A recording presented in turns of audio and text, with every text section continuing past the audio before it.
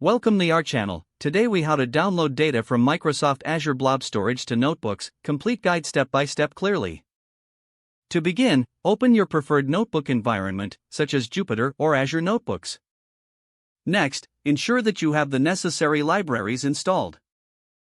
You will need the Azure Storage Blob library, which can be installed using pip. Run the command pip install Azure Storage Blob. After installing the library, import the required modules in your notebook. You will need to import Blob Service Client and Container Client from azure.storage.blob. Now, create a connection to your Azure Blob Storage account. For this, gather your storage account name and account key. Use these credentials to create a Blob Service Client instance. Instantiate the Blob Service Client with the connection string format, default endpoints protocol equals HTTPS, account name equals your underscore account. Once connected, specify the container from which you want to download data. Create a container client instance using the Blob Service Client. Now, list the blobs available in the specified container. Use the container_client.list_blobs method to fetch the blob names. Select the specific blob you wish to download. To do this, define the blob name you want to access. Now, create a blob client instance for the chosen blob using the container client.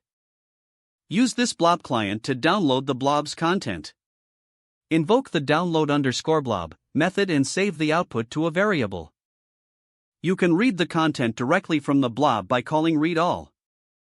If you wish to save this blob to a specific file on your local machine, open a file in write binary mode. Use the write method to save the blob content to your local file. Finally, confirm that the data has been downloaded successfully by printing a message or inspecting the local file.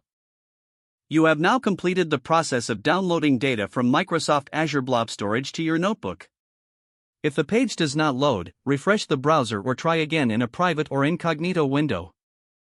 Make sure you are using the correct email address, then retype it carefully to avoid small typos.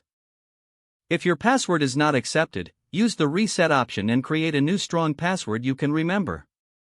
Check your spam folder for verification or security emails, then complete any requested confirmation steps.